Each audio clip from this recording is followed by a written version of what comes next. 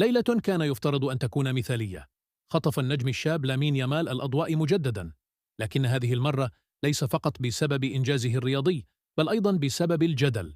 جائزة جديدة تؤكد الموهبة توج لاعب برشلونة بجائزة أفضل رياضي شاب لعام 2026 خلال حفل جوائز لوريوس العالمية الرياضية، وهو إنجاز جديد يضاف لمسيرة لاعب لم يتجاوز 18 عاماً، لكنه أصبح بالفعل أحد أبرز المواهب الصاعدة في عالم الرياضة.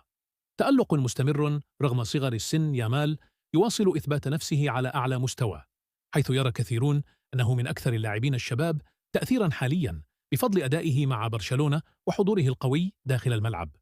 جدل خارج المستطيل الأخضر، لكن بعيداً عن الجائزة، أثار يامال موجة من الجدل بسبب إطلالته في الحفل.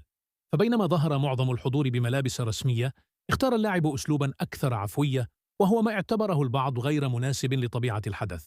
بين الحرية الشخصية والبروتوكول، الآراء انقسمت بشكل واضح.